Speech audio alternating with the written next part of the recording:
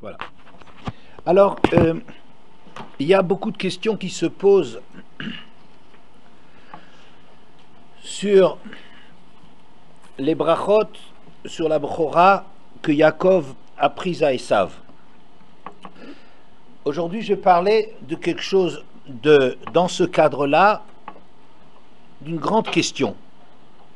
Donc, il y a eu deux enfants qui sont nés à Yitzhak et Rivka. Vaïdelou anarim, vaï Esav ish yodea tzaïd ish sadeh, Yaakov ish tam yoshev ohalim. Les enfants ont grandi. Esav est un homme qui connaissait la chasse, un homme des champs. Yaakov ish tam, alors que Yaakov, c'est le contraire de Yodea Tzaïd, de quelqu'un qui connaît la chasse et toutes les ruses. C'est un homme qui fonctionne sans arrière-pensée. Yoshev Ohalim, qui est en train de demeurer dans les tentes, c'est-à-dire les tentes de Shem et Ver. C'est un homme qui est dans la tfila, un homme qui est dans le limoud. Vayehav Yitzhak et Esav ki tzaïd befiv, Rivka ohevet et Yaakov. Et tandis que Yitzhak aimait Esav, car il avait sa chasse dans la bouche, et Rivka, elle aime Yaakov. Bien. Alors, il y a un double problème qui se pose dans le fait que Yitzhak aime Esav. On a l'impression qu'il se fait manipuler par Esav, par les questions de Esav, qui se fait passer pour un Talmid Chacham, mettons, et Kitsaïd Befiv, car dans la bouche de Esav, il y avait du tsaïd, c'est-à-dire il était en train de chasser, d'obtenir injustement une bonne opinion de la part de son père, ou bien Kitsaïd Befiv, car en vérité il lui donnait à manger, et c'est quand même un peu lamentable de dire que Yitzhak préfère Esav simplement parce qu'il profite de lui et qu'il apporte du produit de sa chasse que Yitzhak apparemment apprécie particulièrement, ce qui est un petit peu difficile parce que quand on sait les tzadikim ne sont pas des gens qui se goinfrent, qui mangent et qui sont tellement sensibles à ce qui se passe dans la mazé, et Yitzhak moins que quiconque. La question elle est double. D'une part, que il est étonnant que Yitzhak apprécie particulièrement Esav, alors que peu avant, on a dit par la suite, qu'il épousait des femmes qui ont eu Morat Ruach, le Yitzhak et le Rivka. Il avait des enfants ils avaient des femmes qui empoisonnaient, qui empestaient l'atmosphère de la maison par tous leurs encens qu'ils apportaient à l'idolâtrie, au point que peut-être Yitzhak, ça lui a affaibli les yeux. C'est étonnant. Et comment est-ce qu'un homme pareil va bénéficier des brachot de Yitzhak? Est-ce que Yitzhak était tellement aveugle sur son fils, alors qu'il voyait le comportement des femmes de son fils, et qu'a priori, il n'est pas tellement confiant sur tout ce que Esav est en train de lui apporter, puisqu'il dit Soudalit Saïd va me chasser au moment de le bénir, il dit va chasser pour moi, et il dit mais attention, Sena Kelecha, Sana Kelecha, affûte ton couteau pour faire une shrita kshera. Est-ce qu'on a besoin de le dire qu'il veut une shrita qui soit kshera? Est-ce que il lui précise, il va chasser à l'extérieur et ne me rapporte pas des choses volées? Alors s'il se méfie tellement de Esav, comment se fait-il qu'il est à ce point résolu de bénir Esav? Ça c'est une première question.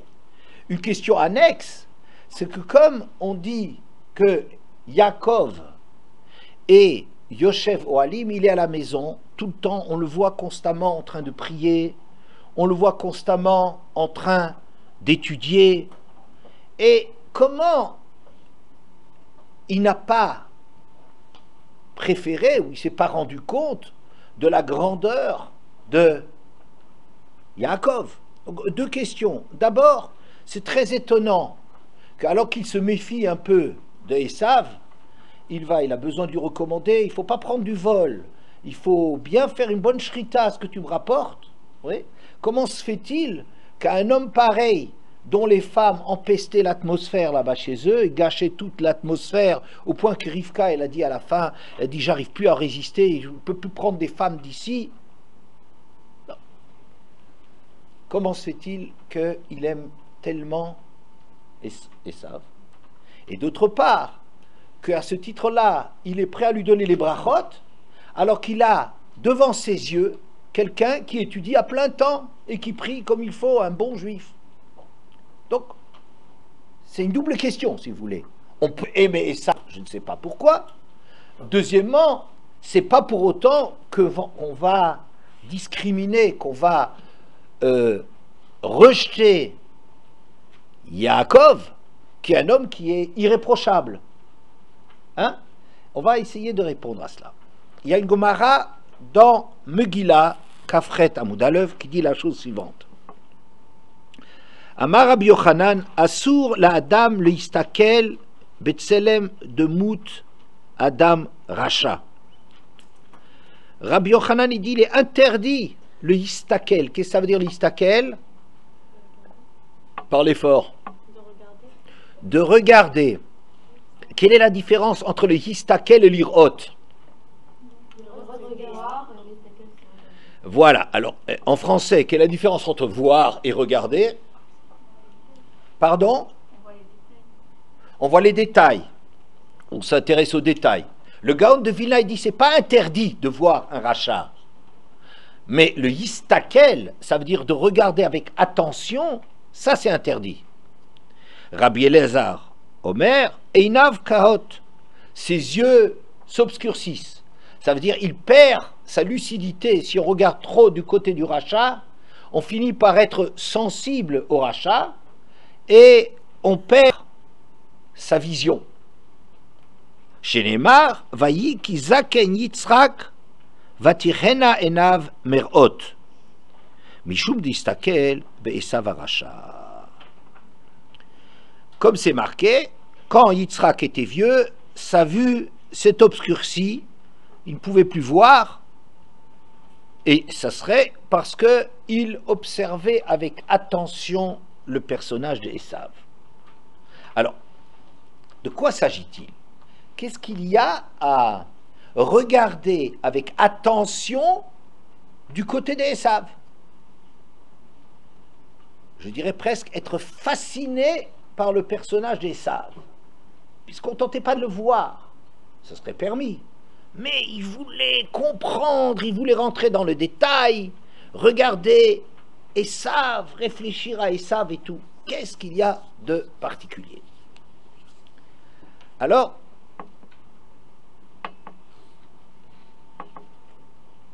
on peut comprendre peut-être les choses de la façon suivante.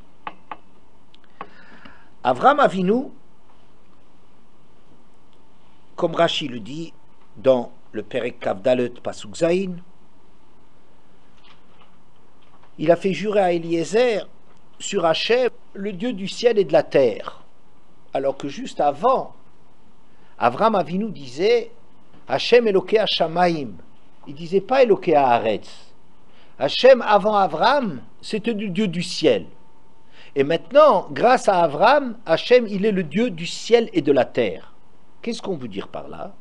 Qu'Avram, Arshav, hu Elokei Hashamaim, va Elokei Haaretz, Shirgaltiv befi abriot. C'est-à-dire que Avram Avinu a enseigné au monde qu'Hachem, ce n'est pas une idée vraie, une valeur théorique dans le ciel. Jusqu'à présent, on peut croire en Dieu, mais croire que Dieu, il est tellement élevé qu'il ne s'implique pas dans le monde. Mais Avram Avinu, qu'est-ce qu'il a montré? Par sa réussite hors norme, par ses midotes exceptionnelles, par sa grandeur personnelle, il a montré qu'Hachem, il était avec lui, et qu'il a pu avoir il a pu lutter contre des rois extrêmement puissants et gagner contre eux. Il a pu montrer qu'Hachem envoyait une bracha dans le monde et qu'Hachem était concerné par les histoires du monde. Donc Abraham a montré qu'Hachem, c'est pas une idée, c'est pas une idée belle, une idée morale, oui, dans le ciel, comme avant Abraham. Mais maintenant, les gens, ils se sont habitués à penser Hachem, il intervient dans le monde. D'accord? Bien. Ça, c'était Abraham Avinu. Mais après Abraham, il y a un problème.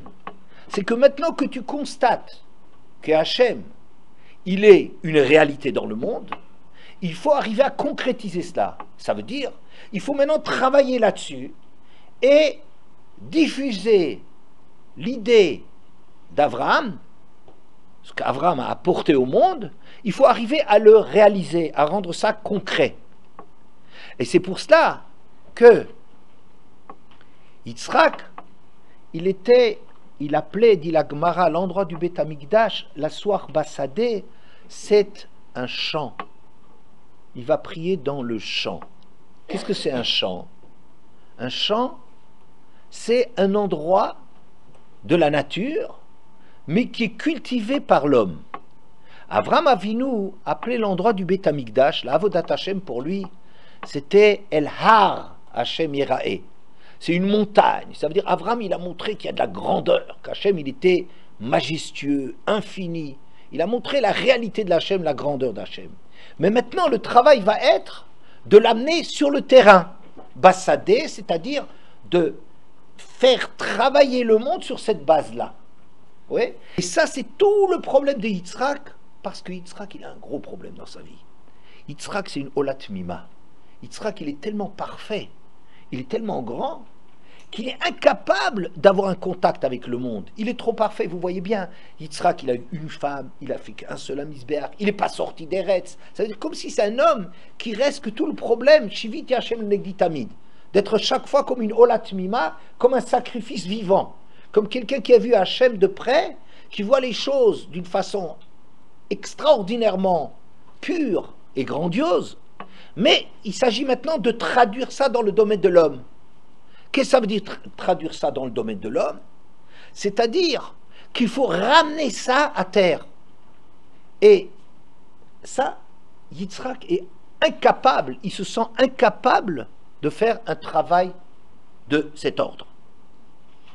Il a deux enfants. Un qui est, si vous voulez, Éloqué Avraham Avicha. Yaakov, c'est Éloqué Avraham Avicha. Le père spirituel de Yaakov, c'est Éloqué Avraham. Avraham est plus l'inspirateur de Yaakov que son propre père. Pourquoi? Parce que Avraham, il est dans la continuité de quelqu'un qui a compris la grandeur d'Hachem et qui sert Hachem 24 heures sur 24. Mais il a à côté de ça quelqu'un qui s'appelle Esav. Et Esav, c'est un homme de l'extérieur. C'est un homme qui connaît le monde. Ish Yodea Saïd, Ish Sadeh. Un homme du terrain. Un homme qui connaît les ruses du monde. Qu'est-ce que c'est le chasseur? Le chasseur connaît la réalité et arrive à maîtriser la réalité. C'est comme un homme politique, chez Kol Kocho Befiv, que toute sa force est dans sa parole. C'est un homme qui sait parler aux gens, qui sait triompher du monde. Et cela, pour Yitzhak, c'est ça finalement qui va lui permettre, croit-il, d'avoir une emprise sur le monde. Vous comprenez? Donc, qu'est-ce que Yitzhak a avec Esav de plus proche qu'il n'a avec Yaakov? Yaakov, c'est un continuateur d'exprimer qu'est-ce que ça veut dire la découverte d'Avraham Avinu, d'apporter la réalité de Yaakov Avinu, la réalité de Avraham Avinu dans le monde. C'est Avraham qui a fait ça. Et ça, Yaakov, il est tout à fait dans ce derrière. Mais ça ne résout pas la mission de Yitzhak, qui est, mais comment faire descendre cet enseignement, comment traduire ça au niveau des hommes? Parce que les idées, c'est très important. Mais maintenant que les hommes, ils changent. Pour transformer l'humanité, ça ne va pas être un Yoshev Ohalim qui pourra lui faire le travail. Yoshev Ohalim, c'est bien, il continue à incarner les valeurs. Mais pour mon travail à moi, Yitzhak, moi je suis un homme qui est trop pur, trop éloigné des réalités du monde. Et donc, c'est à travers Esav qu'il veut avoir une emprise sur le monde. Et c'est ça ce que ça veut dire, qu'il est mistakel bidmut Adam Racha. Il regarde avec attention, il est fasciné par ce personnage incroyable qui a des choses du côté de Rivka, de Lavan. Vous voyez, c'est un homme qui vient du monde des Rechaïm, du monde terre à terre. Vous voyez, et ben, cet homme-là, c'est un homme qui va me permettre à moi, Yitzhak, d'intervenir dans le monde et de poursuivre l'œuvre d'Abraham Avinu. Donc avec cela, si vous voulez, on peut comprendre que ce n'est pas que Yitzhak mésestime le personnage de Yaakov, mais Yaakov, c'est pas son style, c'est pas son style de travail, c'est pas avec ça qu'on fait avancer les choses. Yaakov, c'est un tzaddik pour lui, mais ne résout pas le problème comment aller dans le monde. Aller dans le monde, ça va être à travers le personnage d'Esav. Oui. D'autant plus qu'Itzaïd Befiv, ça veut dire quoi? D'après Rashi, il trompait Avraham, son père, Yitzhak, il le trompait en lui posant des questions. Quelles questions il lui posait? Plus fort. Comment on prélève le maaser du sel et de la paille? Très bien. En vérité, avec ces questions-là, il va tromper son père. Ça pose la question suivante. Même de Rabbanan, ça veut dire les Chachamim qui poursuivent l'idée de la Torah, on ne prélève pas de maaser sur le sel et sur la paille. Pourquoi? Parce que le Maharal, il explique, le sel, c'est ce qui donne du goût à l'aliment. C'est quelque chose qui est au-dessus de l'aliment. C'est dans l'aliment lui donner du goût. Vous voyez? La paille, c'est pas l'aliment lui-même, c'est la protection de la nourriture, du kémar, de la farine. Vous voyez? Comment vous voulez que Yitzhak se fasse abuser par les questions de Esav, qui sont des questions d'un Amaharetz, a priori? C'est des questions de quelqu'un qui n'y comprend rien. Puisque même les Chachamim qui disent, qui élargissent la compréhension, le chiyuv du maaser de la Torah, ils ne vont pas demander de prélever maaser ni sur le sel ni sur la paille. Comment il va tromper son père? Il montre juste que c'est un imbécile, qui n'y connaît rien, qui n'y comprend rien. Oui. Deuxièmement, il dit Heach Masrin, il ne dit pas Ketzad, il dit pas comment est-ce qu'on agit pour le faire. Si le problème c'est comment est-ce qu'on prélève le maaser, eh bien c'est pas difficile, il n'y a pas besoin de demander son père, il va chez sa maman, il regarde comment la maman est faite, comment est-ce qu'elle prélève suivant la formule du Chazon Ish, comment est-ce qu'elle va prélever le maaser. On n'a pas besoin de demander, d'interroger à Yitzhak, Ketzad. Il ne demande pas comment on agit. Agir, on sait comment on prélève. Regarde comme ta mère, elle a des oranges, ou elle a de la trouma, ou des récoltes qui sont valables, des céréales, du vin et de l'huile. Là-dessus, on prélève d'après la Torah. Regarde comment on agit. Elle met quelque chose de côté, elle dit voilà, ça c'est le maaser de ça, etc., etc. Il le sait. Mais Héar, c'est pas comme ça. La question en vérité de Yitzhak, de Esav à Yitzhak, c'est une question qui est plus subtile que cela. Il lui dit comme ça. Moi, je ne suis pas un tzaddik, je ne peux pas m'aligner par rapport à un Talmid Chacham comme Yaakov. Mais ce que je voudrais, c'est de savoir, le maaser, le Sfat Emet, il existe. Le maaser, c'est rattacher quelque chose, des aliments qui sont matériels, de leur trouver en spirituel. Vous voyez, on rattache, c'est comme on dit, même dans la matière, il y a quelque chose qui se rattache, qui a du sens. Et lui, il dit, regarde, moi je suis un homme de l'extérieur, mais est-ce que je ne peux rien faire pour la Torah? Mesdemoiselles, vous suivez? Comment est-ce que je ne suis pas un homme de Torah, comme Yaakov? Mais dis-moi, est-ce que ce que moi je fais à l'extérieur, est-ce que ça ne peut pas profiter à la Torah? Par exemple, on va dire que quelqu'un qui est à l'extérieur, il est à l'université, il a de la culture et tout ça, il pourrait donner du sel un peu, ça veut dire un peu améliorer, un peu donner du tam à des choses qui sont de chez Yaakov. Mais peut-être les gens qui étudient tout le temps, qui sont dans le monde de la Torah, étant donné qu'ils sont un peu coupés de la science et de la culture et de tout ça, de toutes ces valeurs, Peut-être que moi, je peux de mon côté à moi qui suis un homme qui sort à l'extérieur, moi qui fréquente le monde, je pourrais peut-être donner du piquant un peu, relever un peu les explications des Chachamim, parce que je connais, je comprends le monde. C'est ça ce qu'il lui demande. De quelle façon je dois agir? Ou bien, la paille, c'est la protection. Comment est-ce que je protéger le monde de la Torah? Comment on peut m'utiliser? Et c'est cela qui est la ruse de Esav. La ruse de Esav, c'est pas de se prétendre plus Talmid Chacham et de poser des questions qui sont des questions ridicules à son père pour se faire bien voir. C'est de se faire passer pour quelqu'un qui est intéressé à mettre toute son expérience de la vie et de l'extérieur, de le mettre au service de la Torah. Vous voyez? Et cela, avec cela, il abuse, Yitzhak. Pourquoi? Parce que Yitzhak, il croit qu'il a affaire avec quelqu'un qui a des bonnes intentions. La richoute d'Esav, c'est qu'en vérité, il n'a aucunement l'intention d'apporter quoi que ce soit au monde de la Torah. Mais la question, comme il pose à Abraham, il dit, mais dis-moi, comment je peux me mettre au service de la Torah? Je sais que je ne suis pas le Talmid Chacham. C'est pas comme ça que je vais agir. Mais comment, avec toute mon expérience, je peux le ramener à l'intérieur?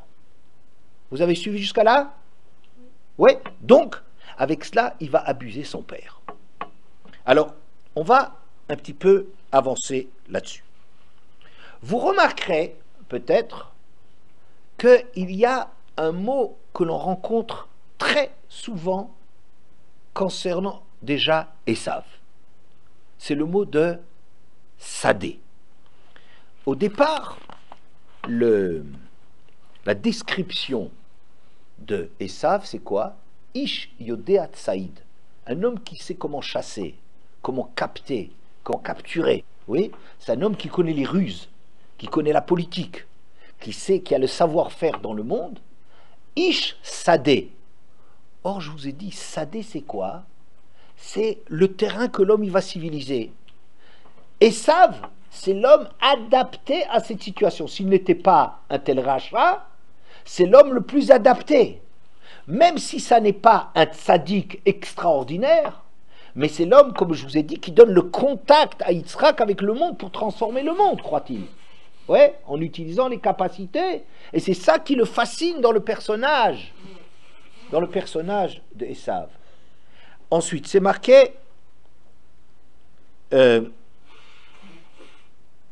Vayavo Esav minasadeh vehu ayef. Esav qui revient minasadeh, de nouveau, de sa chasse, vehu ayef, minasadeh. Ou bien vous avez encore Yitzhak qui veut bénir Esav, il dit Tse hasadeh v'tsudali tsaïd. Va dans le sadeh et ramène-moi. Vayeler Esav basadeh. Vous voyez 4 fois le mot de sadeh qui est relié au personnage d'Esav. Donc c'est bien ce que nous voulons dire, que Esav c'est l'homme qui est capable de cultiver et de civiliser le monde. Quand on est en train de dire que Yitzhak, il voulait bénir Esav parce qu'il lui donne de la chasse. Alors évidemment, le texte vous le raconte à un certain niveau. Il le raconte au niveau en prenant un certain langage et en faisant sous-entendre une réalité. Comme je vous ai dit, c'est difficile d'imaginer que Yitzhak, il est tellement... Il adore tellement de la chasse. Pourquoi? Des produits de la chasse, c'est des trucs de roi, c'est des plats qui sont très forts et tout ça. Mais lui, qu'est-ce qu'il voit là-dedans? Quand il demande à Esav de lui ramener des choses, des champs, Tse hasadeh v'tsudali tsaïd, ou va yeler Esav basadeh, il est en train de faire quoi? Il est en train de devoir montrer à Yitzhak que vraiment c'est lui l'homme de la situation. Vous voyez? Ces qualités qu'il a de conquérir le monde, de civiliser le monde, ces qualités-là, Yitzhak, il veut les utiliser, il dit, voilà, pour que je te bénisse, montre-moi bien que je dois te donner de la bracha, c'est-à-dire encore, tosefet veribouille, des moyens d'action sur le monde, et pour ça, il faut que je vois que ton action, elle est positive. Et c'est ça ce que Yitzhak, il trouve toujours un goût spécial à ce que Esav lui dit, alors vous pouvez dire c'est qu'il aimait le produit de la chasse, mais en dessous, par en dessous, ça veut dire que Esav faisait en sorte de faire croire à son père qu'il lui mettait le monde à ses pieds. Ouais, voilà. C'est pour cela que on voit tellement cette répétition. Maintenant, la chose suivante. Et Yitzhak, d'ailleurs, il faut dire que la première fois où on voit Yitzhak dans la Tfila, comment c'est marqué? Vous vous souvenez? Quel est le verset qu'on dit à propos de la Tfila de Yitzhak? Où est-ce qu'on voit ça, que Yitzhak il faisait la Tfila? Où c'est? Vayet, non, pas du tout. Vayet, c'est Yitzhak la Suach Basade Lifnot Erev. Et ça, Yitzhak est sorti la Suach Basade. La Suach, c'est Tfila l'Ani, la prière d'un pauvre. Oui. Que l'Ifne Hashem, Ishpor Sicho, il déverse sa conversation. Yitzhak allait prier. Il a. Et sa prière, elle est bassadée. Alors, les commentateurs demandent comment se fait-il que Yitzhak, il priait dans le sadé? C'est un peu étonnant. Pourquoi? Chatsouf alay man de Matzle bebikta. C'est une effronterie que de prier dans la nature. Comment est-ce qu'on prie? Où est-ce qu'il faut se mettre pour prier? Devant un mur, face à soi-même, face aux limites de sa propre personne. Ça veut dire qu'il faut puiser de sa profondeur. Et Yitzhak, c'est marqué, il allait dans le champ pour prier. C'est un peu difficile. C'est une effronterie quelque part, comme si on est en train de chanter Hachem à partir de la nature. Oui, ça c'est quelque chose qui est étranger à l'idée des Juifs. Bilam, c'est quelqu'un qui est dans le champ, qui sort dehors, qui va s'inspirer du monde. Mais la pnimiout qu'il y a dans la tfila de Yitzhak, c'est comme un pauvre qui manque de tout et il prie. Alors je dis bassadé là-bas, ça veut dire que l'objet de sa prière, l'objet de sa préoccupation, lui qui est pauvre et qui manque de quelque chose, où est-ce qu'il va prier? Sur le sadé. Ça ne décrit pas le lieu où il allait prier, peut-être que si c'est le Beth Amikdash, mais peut-être c'est pas cela que Yitzhak exprime sa pauvreté, son manque dans la tfila. Pourquoi est-ce qu'on prie? On prie pour dire devant Hachem, regarde Hachem, je suis seul, je n'ai pas de force, je n'ai pas de pouvoir, je suis démuni dans le monde. Et ça, chacun dans sa tfila, il va dire, il me manque telle chose, et il y a telle chose qui me fait défaut. Je suis tellement démuni, sans toi, qu'est-ce que je peux faire? Ça, c'est la prière du pauvre. Je manque de tout, qu'est-ce que tu vas me donner? Yitzhak, sa prière, il est bassadé. Justement, bassadé qu'on rencontre tellement chez Esav. Donc, Yitzhak, c'est toujours dans le même sens, quelqu'un qui exprime à Hachem, je veux être le successeur d'Abraham. Je sais que c'est ma mission, mais j'en suis incapable. Et c'est ça ce qu'il prie, il exprime son manque dans sa tfila de pauvre, bassadé. Vous y êtes? Bon, on va un tout petit peu avancer.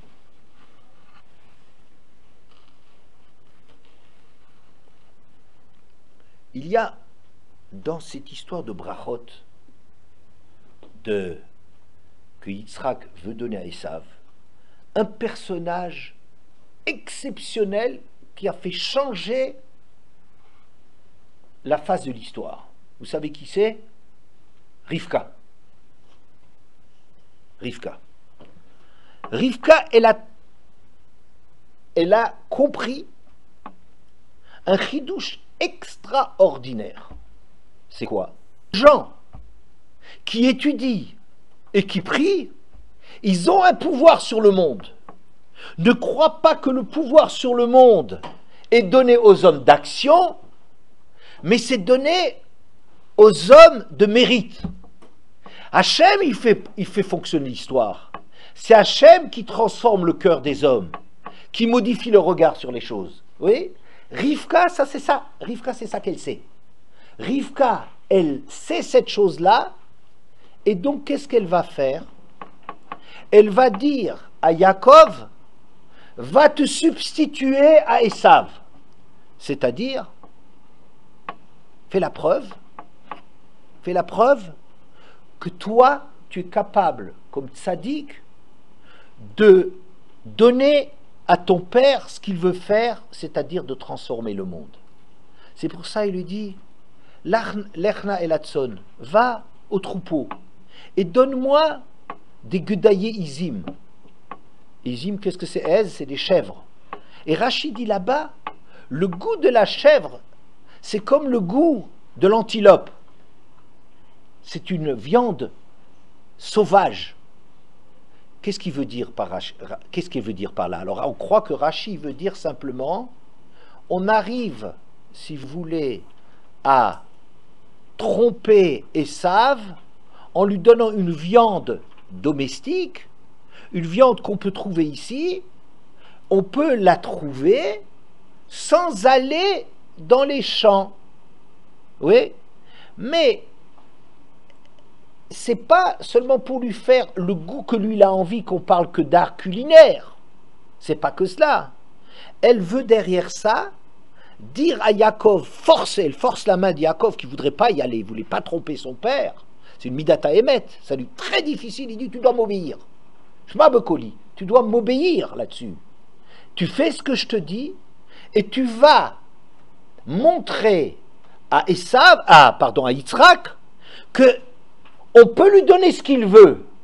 Va prendre dans mon troupeau des Gedaye Izim qui ont le goût, ça vaut la même chose que ce que Esav il va trouver à l'extérieur.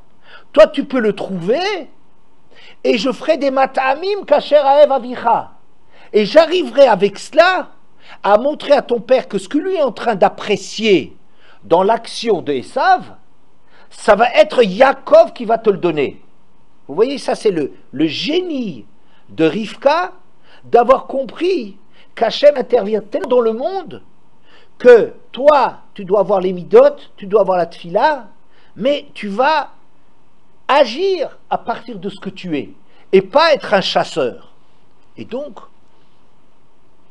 Esav part en chasse, le Havi. S'il trouve quelque chose de bien, il le chasse. Sinon, la vie, il apportera de toute façon, il prendra Mina Gazoul. Il prendra du Gezel. Il a aucun scrupule, Esav. Et elle envoie donc son fils, Yaakov, au troupeau. Elle prépare un plat, évidemment, beaucoup plus rapidement que ce que Esav pourrait faire. Esav doit se mettre en chasse, et ça dure du temps. Vient dans cet épisode donc de la vente, enfin non, des brachot,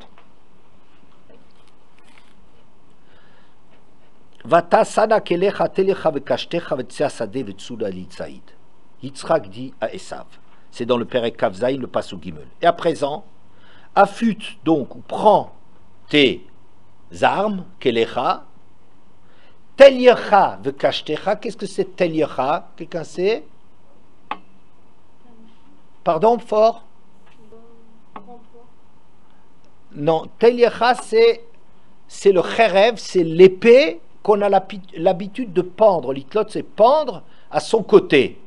Vekashtecha est ton arc, prends ton épée et ton arc, vetsea sadeh, vous voyez le sadé, et sort dans le champ, Vetsudalitsaïd, capture-moi des neshamot, hein, derrière la chasse, hein, Vaseli matamim kasher ahavti, et fabrique-moi un plat comme je les aime, va viali vochela, et alors j'en profiterai, pour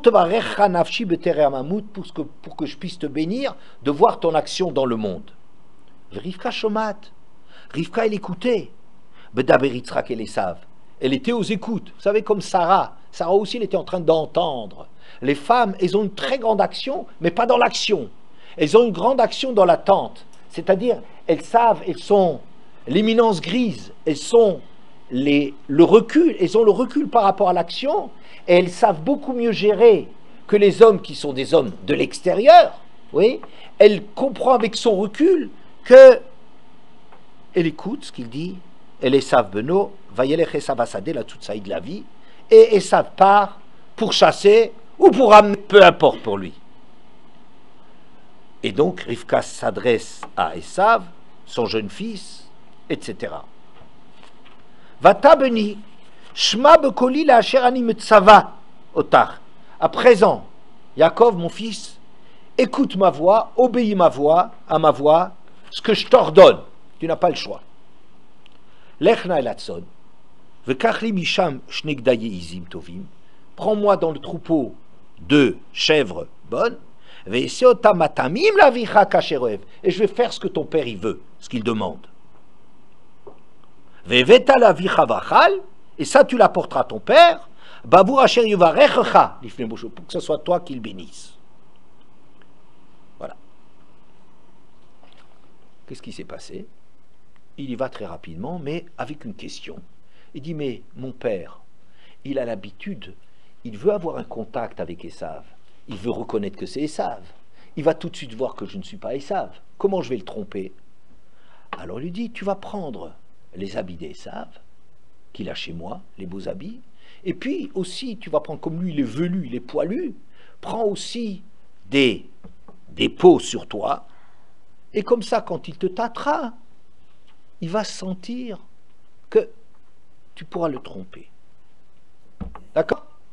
C'est la première phase. Vatikar Rivka et bigde Esav bena gadol hachamudot asher ita babait, vatalbesh et Yaakov bena katon. Elle habille Yitzhak avec les habits, Yaakov avec les habits de Esav. Vet orot gedaye azim il bishal yadav. Et il lui a mis ve'al chelkat savarav, et il lui met dans les endroits lisses de Yaakov, de la peau, elle lui met ces peaux des gedaïm, des deux chèvres là qui va.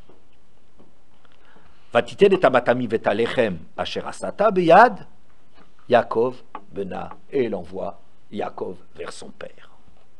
Vayavo et la vie, vayomer avi. Yaakov il arrive là-bas, vous imaginez comme il devait trembler, oui, d'être en train de faire quelque chose tellement contre sa nature, de tromper son père, mais il est obligé. Il vient chez son père, Vayomer avi, papa, Vayomer hineni, me voici. Ni atabeni, qui es-tu? J'en ai 2. Vayomer Yaakov el aviv, Anochi, Esav bechorecha. C'est moi, Esav, ton premier-né. Asiti kacher dibarta, et là, j'ai fait comme tu m'as demandé.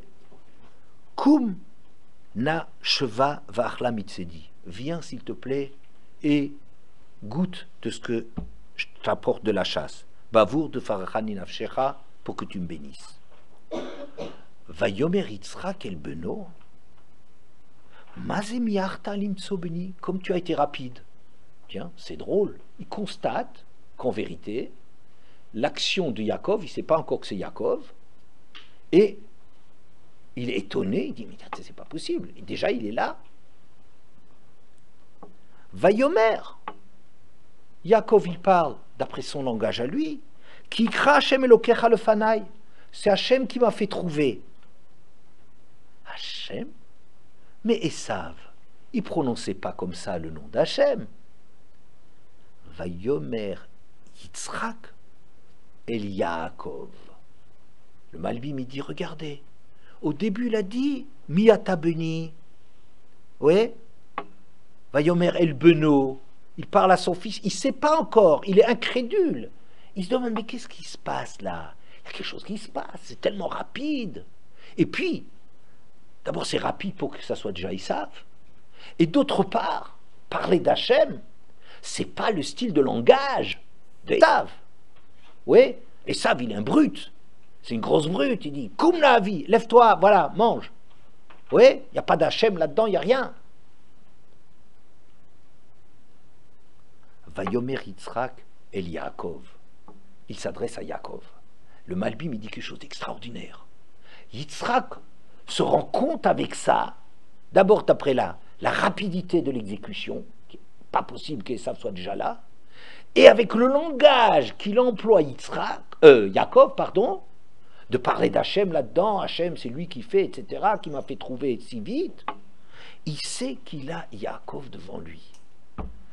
Grande perplexité, c'est-à-dire que Yitzhak, il connaît quand même Yaakov, il sait que Yaakov c'est un homme qui est droit, et ici il voit devant lui, il est aveugle, mais si vous voulez, cet aveugle va arbitrer la concurrence qu'il y a entre d'un côté Esav, homme d'action, et Yaakov, qui a été, si vous voulez, mis sur les rails par sa mère.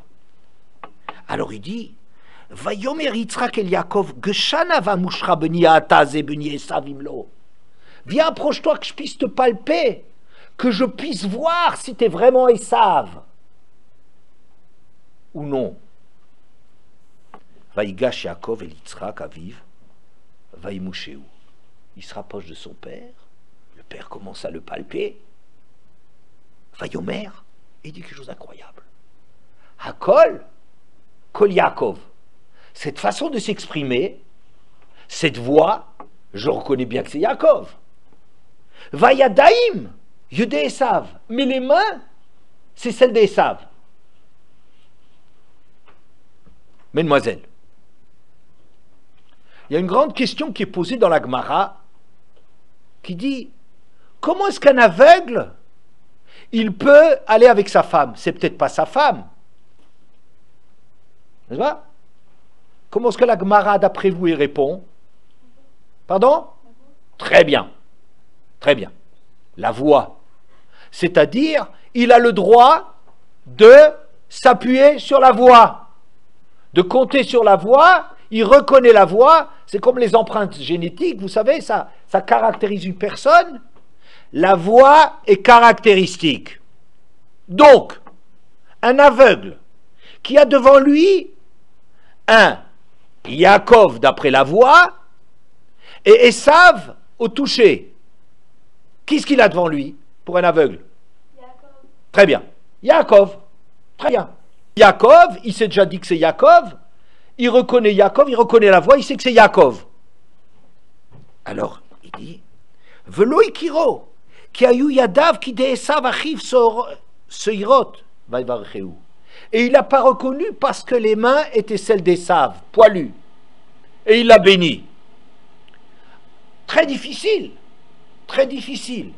Il sait par la voix qu'il y a Yaakov devant lui. Et il ne reconnaît pas à cause des mains. Vous savez ce que j'aurais fait moi, peut-être, si j'avais eu des réflexes? J'aurais dit, Rivka, Rivka, viens voir, qu'est-ce que j'ai devant moi? S'il a un doute. Oui? Mais ayant dit que la voix, c'est la voix de Yaakov, donc il a reconnu que c'est Yaakov, et il ne reconnaît pas parce qu'il a les mains d'Esav, il le bénit. Mais enfin, c'est très imprudent. Tu es en train de bénir quelqu'un que tu ne crois pas, que tu sais que ce n'est pas lui. Donc le pshat, il est le suivant, à mon avis. Yitzhak se rend compte que Yaakov, ça peut être Esav. Que Yaakov, les mains, l'action de Yaakov, c'est la même que Esav. Donc quoi? Il a trouvé la solution, il a trouvé celui qu'il veut bénir. Pourquoi? Parce que c'est le tzaddik qui s'appelle Yaakov, Akol Kol Yaakov. C'est un tzaddik qu'il a devant lui, et en même temps, il est un homme d'action. Vaïvarchu, il a béni. Mais il a béni comment? Il a béni parce qu'il sait qu'il y a Yaakov devant lui. Souvent, avant, il ne voulait pas bénir Yaakov, parce qu'il savait que le Kol est Kol Yaakov, mais il ne savait pas que Yaakov, il puisse avoir une action dans le monde, il puisse avoir les mains d'Esav. Alors, quand il voit que ce Yaakov, il ne reconnaît pas son Yaakov, qui est un grand tzaddik qu'il ne voulait pas bénir, non pas parce que Yaakov n'était pas un tzaddik, mais parce que c'était quelqu'un qui n'a pas de main. Il n'a pas d'action dans le monde. C'est quelqu'un qui étudie, c'est quelqu'un qui prie, c'est pas quelqu'un qui peut me résoudre mes problèmes. Mais quand il se rend compte qu'il a devant lui un Yaakov qui a l'action de Esav, il ne reconnaît pas son Yaakov. Donc il se rend compte qu'il a en vérité trouvé le produit extraordinaire qui s'appelle la Rouchaniout, la spiritualité, la morale de Yaakov, mariée avec l'action de Esav. Donc quand il voit que la voix, c'est la voix de Yaakov, et que les mains sont les mains d'Esav, c'est qu'il sait qu'il a maintenant trouvé ce qu'il voulait. Vaïvarechéou, il le bénit. Et comment il le bénit? Re'ereach beni que reach hasadeh, tiens, de nouveau sadeh. Il a dit, mais c'est ça l'homme, ça c'est le chant qu'Hachem il a béni. Il a trouvé que là, il y a une action de Yaakov, et il le bénit. Voyez? Et je veux, pour preuve de cela, un pasouk qui dit la chose suivante.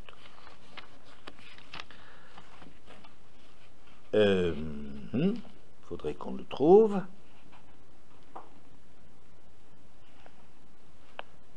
Yaakov, quand il s'adresse à son fils Yosef, il lui dit la chose suivante. Vani natati lecha shrem achad alachecha, et moi je te donne une part en plus que ce que je donne à tes frères. Asher lakarti miyad haemori, que j'ai pris de la part de l'araméen, becharbi ou bekashti, par mon épée et par mon arc. Quelles étaient les armes que Esav devait emporter? L'épée et l'arc. Teliecha, c'est Zeacherev, Zouacherev, il s'agit de l'épée qu'on a l'habitude de pendre au côté, donc on parle de l'épée, Vekashtecha et l'arc. Yaakov est en train de dire à Yosef, et le Rashi très intéressant là-dessus. Shrem Echad, Hua Bechora, c'est le droit d'aînesse. Chez Yitlu Banav, chez Nechalakim, et il veut dire à Yosef qu'il a une part double, que la part du premier-né, le Pishnaïm, la part double, ça va être chez Yosef. D'accord? Et ensuite il dit Asher lakarti miyad ha-Emori, que j'ai capturé de la main du Emori, donc on parle du droit d'aînesse. Miyad Esav, qui c'est le Emori? C'est Esav. Chez Ose Maase Emori, d'Avracher Shayat Sad Aviv Beimepriv. Un homme qui sait utiliser la parole comme tous les tribuns, comme tous les hommes politiques, les gens qui savent raconter des histoires, qui tsaïd befiv, que j'ai pris à Esav, à Emori, l'homme dont toute la force, c'est la tromperie, c'est des paroles trompeuses qui est le tsaïd, que j'ai pris, becharbi ou vekashti, hi chochmati ou tfilati. Il s'agit de la chochma, l'épée, ça veut dire le corps à corps de la discussion, quand vous discutez, vous étudiez ensemble, on s'affronte avec l'autre, on essaie de lui démontrer et l'autre n'est pas d'accord, ça c'est l'épée, charbi c'est chochma, vekashti c'est bakasha, et ma demande, ma prière, que j'ai pris à Esav, grâce à ma chochma, et grâce à ma tfila, c'est-à-dire à Kol Yaakov, c'est les deux choses. Il y a deux colottes dans Yaakov. Il y a un col qui s'appelle, quelles sont les colottes de Yaakov, mesdemoiselles? Nous, le col de Yaakov, c'est l'étude, Yoshev Oalim, et la tfila. Donc, Harbi et Kashti, ce sont les armes de Yaakov, qui en vérité sont les armes qui correspondent, lui, par sa tfila et par son étude, ça s'appelle Charbo et Kashto, de ce que Esav il fait. Vous voyez? Est-ce que vous avez compris l'histoire? C'est-à-dire, je suis en train de dire, dans cette histoire, que, regardez le plan, au départ, je m'étonne que même si, bien que Yaakov soit un grand tzaddik, Yitzhak ne s'intéresse pas à lui. Et il s'intéresse, en échange, il s'intéresse à la place de lui, d'un homme dont il sait lui-même que ce n'est pas un homme tzaddik. Oui, j'ai expliqué ça. Pourquoi? Parce qu'il était mistakel bidmut adabracha, il était captivé, fasciné par cet homme extraordinaire qui a ce que lui n'a pas, qui a ce qui est l'objet de sa tfila, bassadé, sur le champ, prière sur le champ. À propos du champ, qu'est-ce qui me manque à ce pauvre Yitzhak? C'est de pouvoir agir dans le monde et transformer le monde à la suite d'Abraham. Oui. Donc il croit que c'est ce qu'il a besoin de Esav, même si c'est pas un grand tzaddik, même si c'est pas un grand tzaddik, et il le remplace par il croit que c'est lui, même il n'est pas tzaddik, mais c'est lui qui lui amène, qui lui apporte ce dont il a besoin. Ça veut dire l'emprise sur le monde. Et c'est pour cela que vous voyez tout le temps le thème de Sadé, qui est cultiver le monde, comment changer le monde, parce qu'Abraham, il en a fait seulement un har, il a montré une grandeur dans le monde. Il a montré une grandeur dans le monde, et qu'Hachem aussi, il est au Kéharetz. Qu'Hachem, il existe dans le monde, il intervient dans le monde. Mais Yitzhak, il n'a pas embrayé là-dessus. Il croit que l'action dans le monde, c'est une action dans Sadé. Et il veut des matamim, il veut le produit de la chasse qui n'est pas tellement le manger, peut-être aussi au niveau du pshat. Mais ça, c'est la façon de raconter du texte que Yitzhak, ce que lui, il veut, c'est une emprise sur le monde. Cette emprise sur le monde, en vérité, est beaucoup plus forte. Et ça c'est vous voyez, une articulation extrêmement importante de cette histoire. C'est l'intelligence de Rivka qui comprend qu'en vérité, que Yaakov doit prendre confiance en lui-même et se rendre compte que son étude et sa prière sont des éléments qui lui permettent d'intervenir dans le monde.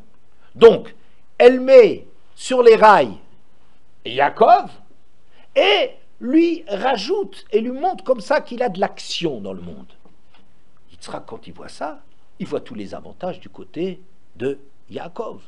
Et je dis qu'il a reconnu Yaakov, comme c'est marqué Yaakov. Quand il entend parler, il sait très bien de qui ce qu'il a.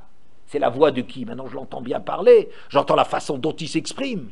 Il sait, même s'il est aveugle, bien qu'il soit aveugle, il sait bien qu'il a devant lui Yaakov. Oui, mais Yaakov, avec les mains d'Esav. Yaakov, avec les mains d'Esav, il le bénit. Parce que c'est Réach Hasadé, je vois chez lui. Ben c'est ça le projet d'Hachem. Le champ qu'Hachem, le monde qu'Hachem il a béni, c'est quoi? Ce Sadé, eh bien c'est le Sadé que le Tzadi qui va transformer le monde. Ouais. Vous voyez les... Et c'est ça le Teliecha vekashtecha. Pourquoi?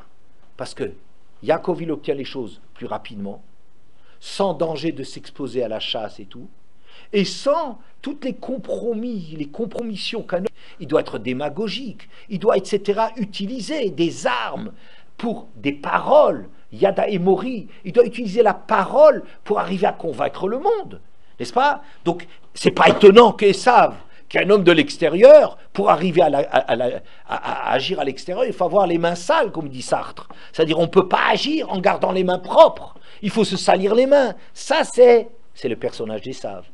Et Yaakov, il a trouvé, grâce au stratagème de Rivka, il a trouvé qu'en vérité, que le fils qu'il cherchait, c'était Yaakov. Et c'est pour cela que lorsque Esav, il arrive,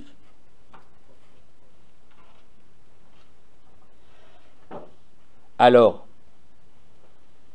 Vayaz Gamou Matamim, il prépare quelque chose de bien, Vayavé la vive, qu'il apporte à son père, Vayomer la vive, Yakum avi, Vayochal mitzed beno, Bavour tevarchani nafshecha. Vous voyez que ce langage, il n'y a pas d'Hachem ni rien du tout. C'est un homme terrestre, c'est un homme matériel, c'est un homme de la réalité du Olam Hazé. Que mon père, il se lève, lève-toi, mange ça et bénis-moi. Vayomer lo Yitzhak aviv, Yitzhak son père lui dit, Miata. Comment est-ce qu'il avait dit à Yaakov? Comment il avait dit à Yaakov? Yaakov est venu. Hein? Miata béni. Qui tu es mon fils? Qui es-tu mon fils? Mais plus que ça. Donc, ça veut dire, une fois qu'il a donné la bracha à Yaakov, il sait que finalement, c'est ça son fils. C'est lui qui va agir dans le monde. Donc, Esav, qui vient aussi dire, mon père, Vayomer la vive, Yakum avi. Il lui a aussi dit que c'est son père. Comme Yaakov a dit, avi. Ouais. Comme Yaakov s'est présenté, il a appelé son père, lui aussi il appelle son père. Mais il ne l'appelle plus son fils. Pourquoi? Parce qu'il a bien compris qu'en vérité, il allait faire une faute monstrueuse de déshériter Yaakov. Et c'est pour ça qu'il voit comme le Guéinam quand Esav vient, parce qu'il se rend compte de la faute absolument incroyable qu'il aurait donnée qu'il aurait faite de donner les brachot à Esav. Il appelait plus son fils. Mais plus que cela, comment est-ce que Yaakov il s'était présenté? Anochi Esav bechorecha. Ici, comment il dit? Ani bilcha bechorecha Esav. Je suis ton fils aîné, Esav. Est-ce que vous remarquez la différence entre la façon de parler de Yaakov et celle d'Esav? Pardon? Il montre d'abord qu'il est né. Qui ça? Esav. Ani bilcha bechorecha. Anochi Esav bechorecha. Je ne sais pas s'il lui montre d'abord. Mais il y a une grande différence. C'est que Yaakov il dit Anochi, Anochi, Esav bechorecha, et lui dit Ani. Quelle est la différence entre Ani et Anochi?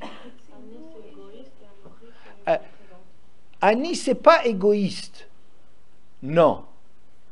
Ani, on l'emploie quand je dis je, tu, il, elle. Hein? Ani, ata, hu. On ne dit pas Anochi, ata.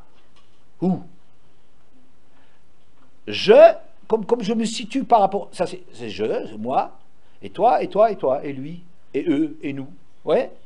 Ani, c'est pas la réalité de la personne. C'est juste dire, bon, c'est moi. Je parle à la première personne. Mais Anochi, Anochi, ça veut dire c'est moi. Comme si, regardez ça, extraordinaire, que Yaakov, il est plus Esav que Esav ne le prétend. Lui-même, sur lui-même. Puisque Yaakov il dit, moi, Anochi, Esav, toute ma réalité c'est Esav. C'est moi qui suis le projet. C'est moi qui suis celui qui agit dans le monde.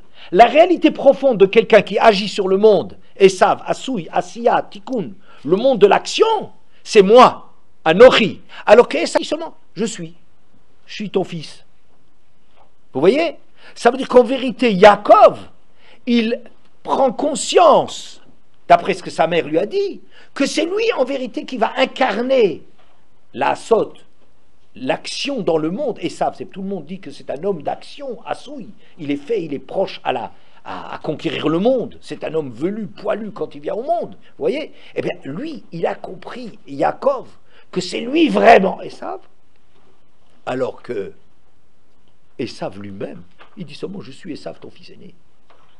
Vous voyez?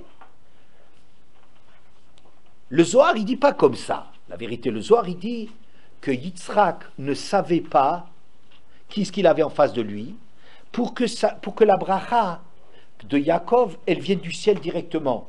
Comme si je suis que le canal. Vous voyez? Je suis quelqu'un qu'à travers moi, le ciel y bénit. Alors, si moi, je n'ai aucune action là-dedans, parce que je ne sais pas qui ce que j'ai devant moi, alors donc, je suis le canal et c'est le ciel qui le bénit.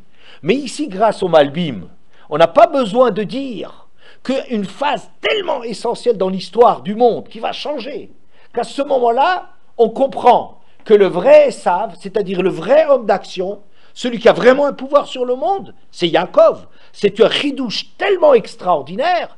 Eh bien, moi, j'ai dit, grâce au Malbim, que en vérité, c'est Yaakov.